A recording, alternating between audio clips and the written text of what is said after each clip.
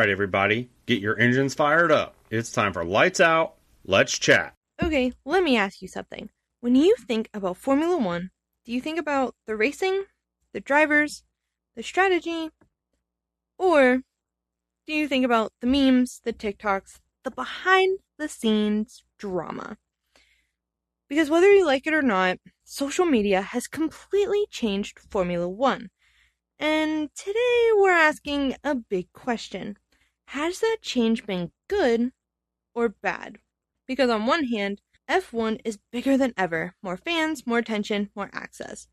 But on the other, some fans think the sport is losing its identity, becoming more about entertainment than racing.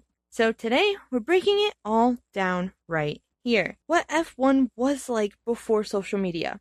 How platforms like TikTok and Instagram changed everything. The good, the bad, the controversial. And by the end, we're answering the question. Let's start here, because if you're a newer fan, you've only experienced modern F1. But it didn't always look like this. Back then, drivers were harder to reach. Teams were more secretive. Behind-the-scenes content almost non-existing. If you wanted to follow Formula One, you watched races, maybe read articles. That was it. Drivers used to feel more distant, more mysterious, almost untouchable. You didn't see what they ate, how they trained, their personalities off track. And you're probably wondering, why does this matter so much? Well, F1 used to be more focused on racing, less focused on personality, less accessible to new fans. And that's important because what social media did was flip all of that. Now, fast forward to today. Social media is everywhere. We're talking TikTok, Instagram, YouTube, X, and Formula One fully embraced it. Now you get driver interviews daily, team content behind the scenes, radio messages, memes, and highlights instantly. You don't have to wait. You experience F1 in real time. Think of it like this.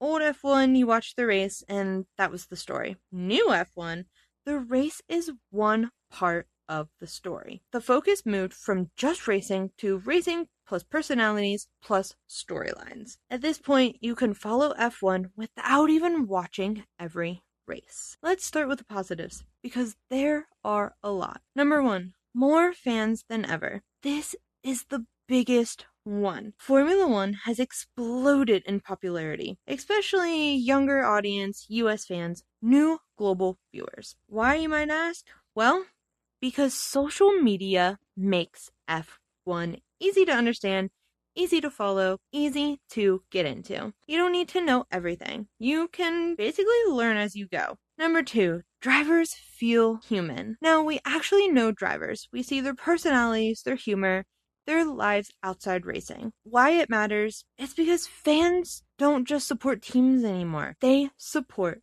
people. You're not just watching racing anymore. You're picking favorites like it's reality TV. Number three, more content equals more engagement. There's always something happening now.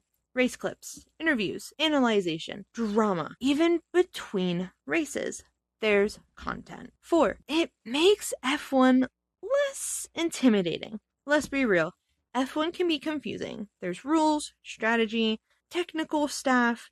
Social media helps break it down. Short videos, simple explanations, easy entry points. The big takeaway is social media made F1 bigger, more accessible, more engaging.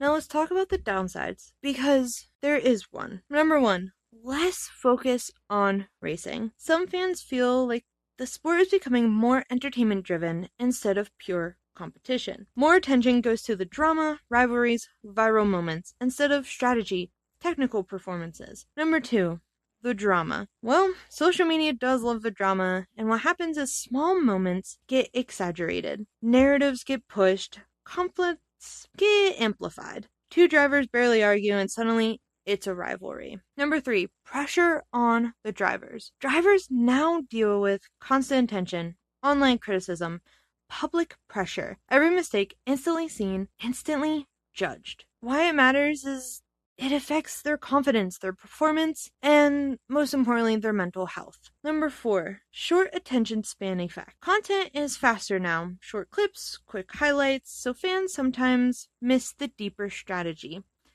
They don't see the full race story. So the big takeaway is social media can oversimplify F1, overhype moments, shift focus away from the sport itself. Alright, let's answer the question. Has social media changed F1 for the better or for the worse? The real answer, it's both.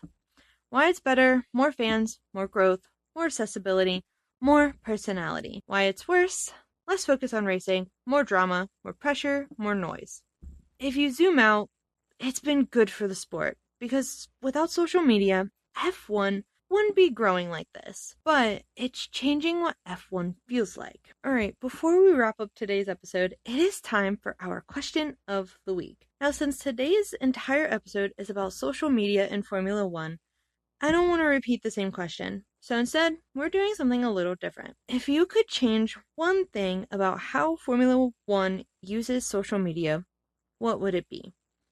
Because at this point, we all know social media is part of F1 now. It's not going anywhere anytime soon. So the real conversation is, how do you make it better? Because think about it, social media has grown the sport massively, brought in new fans, made drivers more reliable. Social media has grown the sport massively, brought in new fans, and made drivers more relatable, but also created more drama, added pressure, changed how we experience races. So, if you were in charge, what would you fix? I'm going to give you a few directions you could go with this, and honestly, none of these are wrong. Option 1, make it more educational. Maybe your answer is, I want to understand F1 better.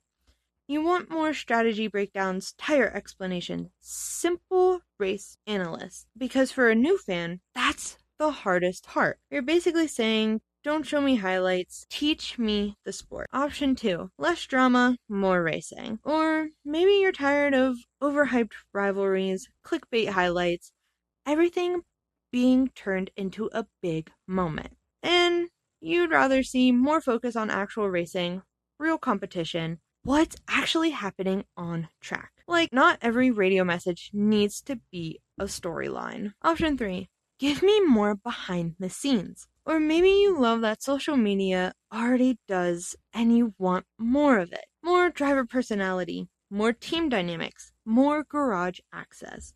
Because that's what got you into Formula 1 in the first place. You're here for the people, not just the cars. Option 4, protect the drivers more. Maybe your answer is completely different.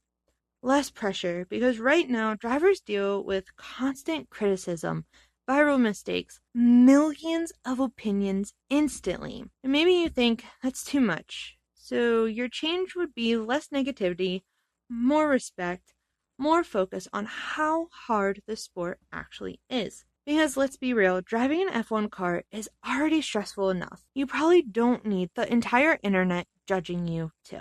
And honestly, you might not fit into just one of those. You might be thinking, I want a mix of everything. For me, it's about balance. Keep the access, the personalities, the growth, but bring back more attention to the racing, the strategy. What actually makes F1 so impressive? So now I want to hear from you. What would you change about F1's social media? Would you make it more educational, less dramatic, more behind the scenes, or more protective of drivers? Or do you have a completely different idea? Because Formula 1 is evolving fast, and fans are part of that evolution now. And fans are a part of that change now. So, your opinion actually matters more than ever. Alright, that is this week's episode. If you enjoyed this episode so much, feel free to subscribe to the YouTube, follow me on TikTok, Instagram, Facebook, or maybe even send me a message and let me know what change you would make to F1 social media. From Lights Out to the Checkered Flag, this has been Lights Out, Let's Chat podcast. We'll see you next time.